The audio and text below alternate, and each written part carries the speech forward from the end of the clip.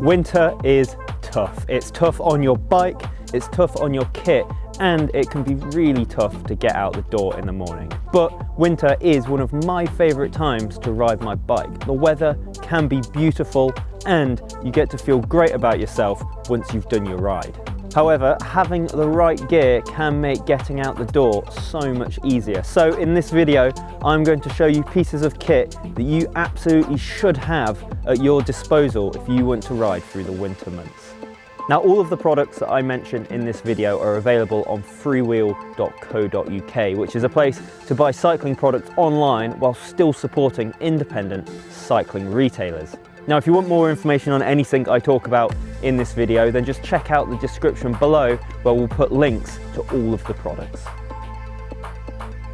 Making sure you have the right outfit for the weather is absolutely vital to you enjoying your winter ride. For the base layer, we'd recommend opting for one made out of merino wool. It's very insulating as a material, it dries very quickly, and best of all, it doesn't smell, so your riding mates can't tell if you skip the wash. The key thing to know about bib tights is what protection do they offer and where. So these Pearl Izumi Pursuit bib tights are a really good example of a pair that protect you well. So they have a PI dry technology coating on the back of the legs and on the hips to protect from road spray if the ground's wet when you're riding along. And they also have breathable and well vented uppers to keep you cool, because despite the cold temperature, you can get quite a sweat on. Now, my personal favourite bit of kit when I'm riding in the winter is a good soft shell jersey. They're really versatile items and work in many different temperatures. They keep the wind and rain off really nicely, and they're breathable.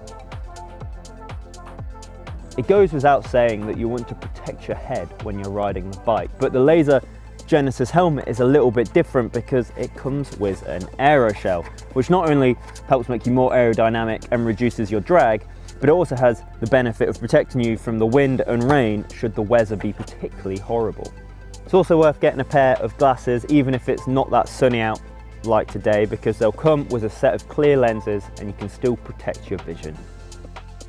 I also can't recommend highly enough getting a decent pair of overshoes, because when I go riding in the winter, the coldest part of me is always my feet, and the only way I've found to offset that is by protecting them. Now, these will protect you from the rain, the wind, and the road spray, and they're really reflective as well to keep you safer when it's dark.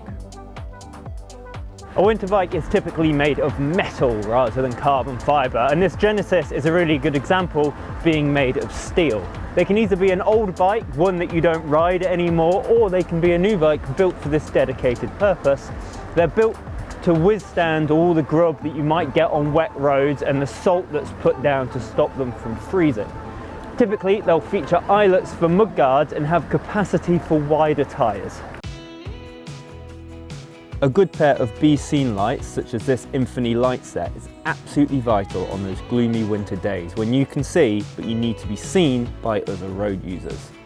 These are lightweight and easy to mount, so you can pop them off should you want to go into a cafe for a cup of tea. My advice would be to prioritise battery life, because you need the rear light to last even as long as your longest winter rides. Nothing makes you feel less capable than trying to change a tyre on a cold winter's day, unless you like hurt thumbs and a lot of swearing.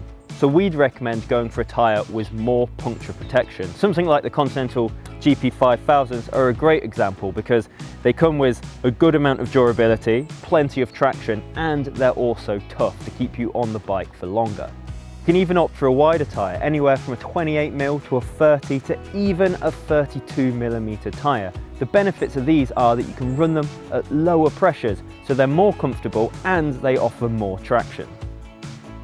If you're planning long, endurance-based winter rides, you need to make sure you match your calorie burn so that you don't suffer the dreaded bonk. It's estimated that you can actually burn twice as many calories if you're cycling in the cold, so be sure to take a couple of bottles of carbohydrate drink.